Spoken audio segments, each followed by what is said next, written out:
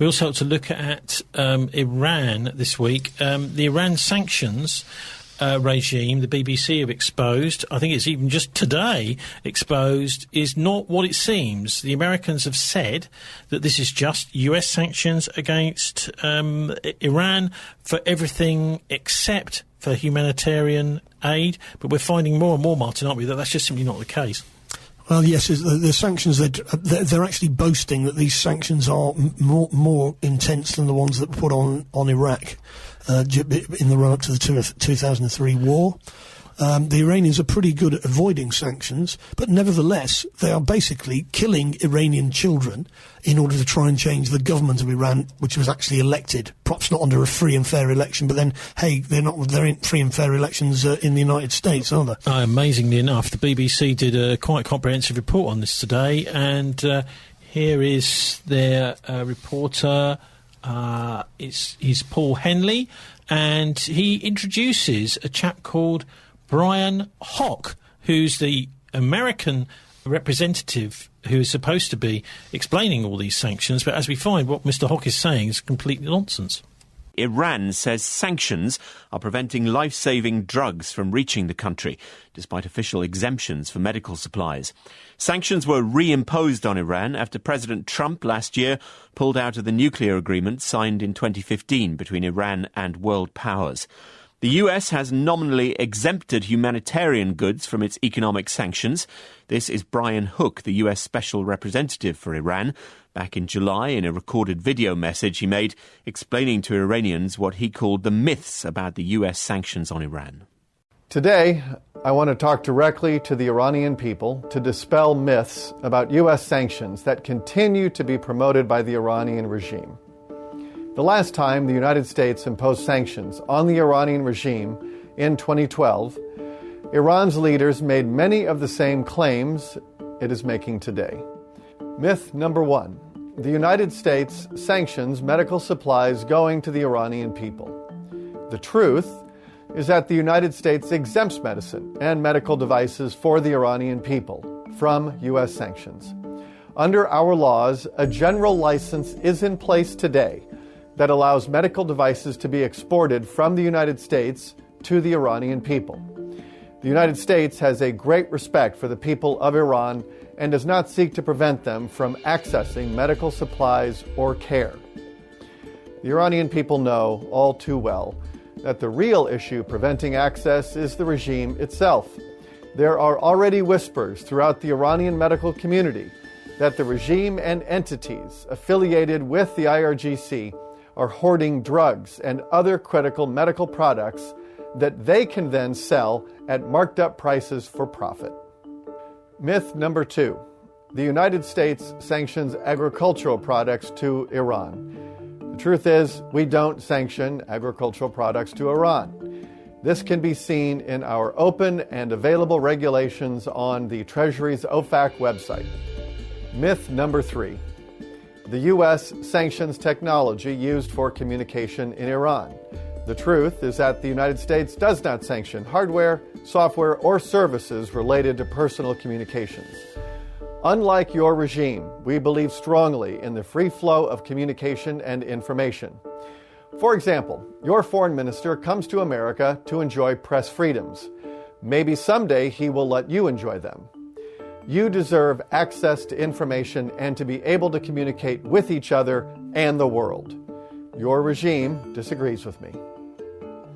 And finally, myth number four: the U.S. blocks humanitarian aid from reaching the Iranian people. The truth is that the United States maintains broad exceptions for humanitarian aid. In fact, the U.S. has offered humanitarian aid to the people of Iran many times in the past. And these offers have been repeatedly rejected by the regime because they care more about advancing their ideology than the well-being of their own people. The truth about sanctions is this: the United States sanctions bad actors in the Iranian regime, not medical supplies, agricultural products, communication devices, or humanitarian aid intended for the Iranian people. President Trump is committed to supporting the people of Iran and hopes one day for a better future between our two peoples, where our two countries could have diplomatic ties restored and the brightest minds in our countries could work to solve problems for the Iranian people and for the benefit of the world. Thank you for listening. But Iranians say there is a shortage of medical supplies and prices have risen sharply. The BBC's reality check team has been looking into how sanctions make it harder for many patients to access medicine in Iran. In a moment, we'll hear from Anahita Shams of BBC Persian TV, who did the research. First, here's Farzaneh, a sufferer of Crohn's disease, describing the difficulties of accessing her vital drugs. I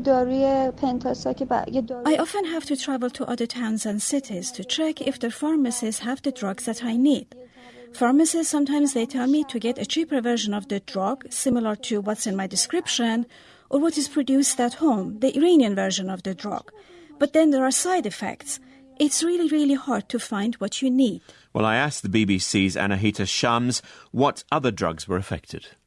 They are importing 4% of their needs, and these are advanced medical. But 96% of their needs they are producing inside Iran. But we have to bear in mind that for producing, they are relying on the base material imported from outside Iran because they don't have the basic material to produce their medical. What effect are the sanctions having? Because officially, of course, medical aid is exempt. Medical drugs and medical advice, they are not in the list of the sanction. Although, because of the banking system and it is very complex, Iranian, they can't have this medical that easily. Let me just explain how it works. The exporter of medical from outside Iran, for example, in European country, they do like to work with Iran. But when it comes to getting their money back from Iran, they have to go through the banking system. And it is very complex because still banking is under the sanction. So although the medical drugs and medical advice, they are not in the sanction, but exporting them into Iran is difficult. So the amount of medicine reaching Iran has definitely fallen, has it? It's definitely fallen. BBC has seen an official Iranian figure that it shows that since September 2018, it had fallen significantly. It's about 60% less importing to Iran. Although we can't just say exactly this is just because of the sanction, but because the sanction it happened November 2018, so we can just see that this is coincident or it has affected to this importing to Iran. Tell me about the effects on Iranian people. If you have a chronic illness and are reliant on specific drugs, you must be very much affected. Very much affected. BBC Persian audience, they did contact us, and we have so many voices inside Iran that they are saying they have difficulty to access these medicals. Not only they can't find it, and even if they can find it, the price is really high. They are comparing is 100% more than they were just getting the same medical a year ago. Is trading with Iran risky at the moment, even if you're a European company? European company, I have to just say the banks is risky for the banks because if they can't isolate themselves from the US sanction, they have to pay fine if they work with Iran. And so many medical drugs, they can use it in different part of, environment in Iran. So that is why the banks, they don't risk to work with Iran, because if they do and they caught up with American sanction, then they have to just pay so much fine. If this situation continues, will there be loss of life? Is that already happening? It is. Certainly it is, because people, they don't have access to drugs that are life-saving in Iran. Anahita Shams there of BBC Persian TV. There's another humanitarian problem being created by the sanctions on Iran. The country hosts around 3 million refugees from the conflict in Afghanistan. One of the agencies trying to support what it says is that vulnerable population is the Norwegian Refugee Council. It's the biggest of only 5 international NGOs working in Iran, along with the UN. Jan Egeland is in charge at the Norwegian Refugee Council, and he joins me now live from Norway. Jan, what effect are the sanctions having on your work? Well, the fact is that we're unable to get money transferred to our humanitarian workers in Iran. When the sanctions became even tougher, July of last year, we saw a an immediate change. The banks feared violating the sanctions so much that there was no more money transfers. Then we spent half a year to get legal opinions to convince banks that this would be okay to be done. Then our Norwegian bank accepted to try to get money through, but since they have no office in Iran, they needed an intermediary bank. Since then, we've tried multiple intermediary banks, and they have all given up. I mean, because of fear, because of the risk, because of all of that. And by now, August, more than 1 year since this started, we have still not had a single bank getting a single transfer so far through to our people in Iran. The European Union is proposing a payment mechanism to try to circumvent this, isn't it? Have you got hope for that? Yeah, we've had hopes now for a year. I mean, the Europeans have tried, the EU have tried, the Swiss have tried, but there's nothing that is working so far. The point is that banks are not known to be taking a lot of risk for moral causes. They are risk averse.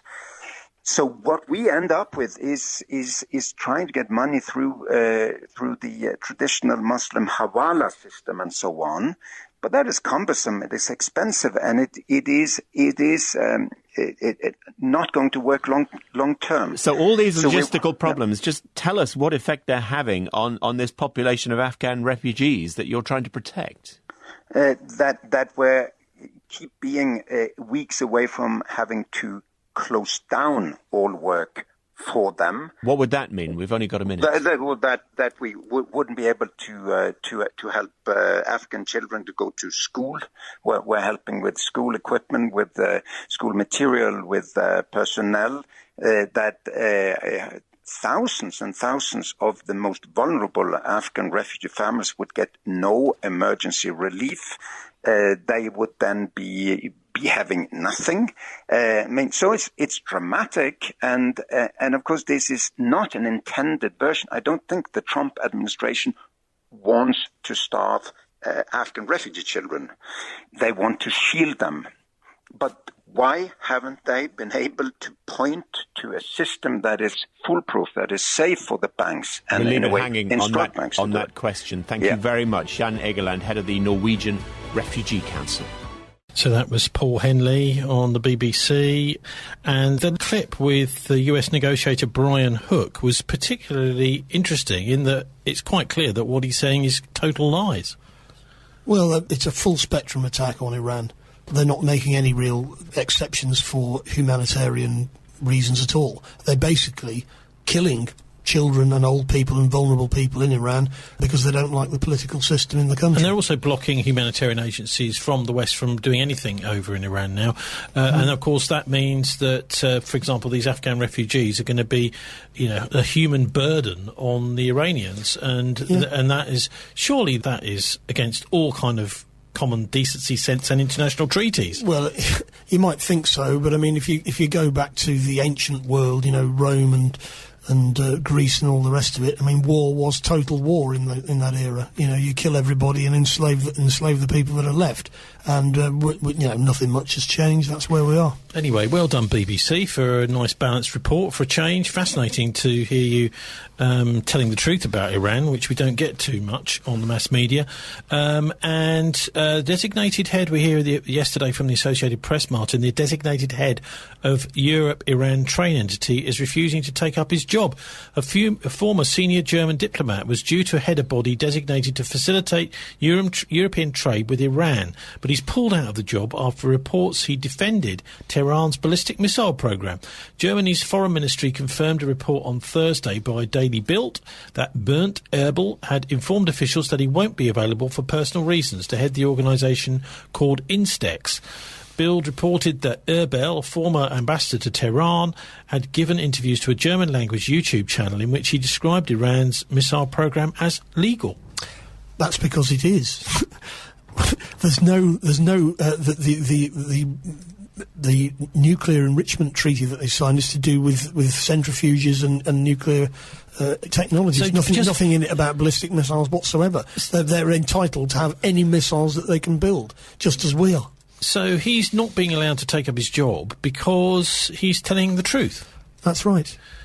How very Orwellian. Bizarre, isn't it? Well, that's what's going on. How is this whole thing working? The Europeans are saying, and Britain is saying, well, we don't want anything to do with these Iran sanctions, but actually they're really going along with it anyway, aren't they? Because the problem is the private sector can't afford to break the sanctions, because if they do, they get shut out of the US market, and, anybody who deals with Iran gets sanctions put on them. The Chinese have been told not to buy Iranian oil.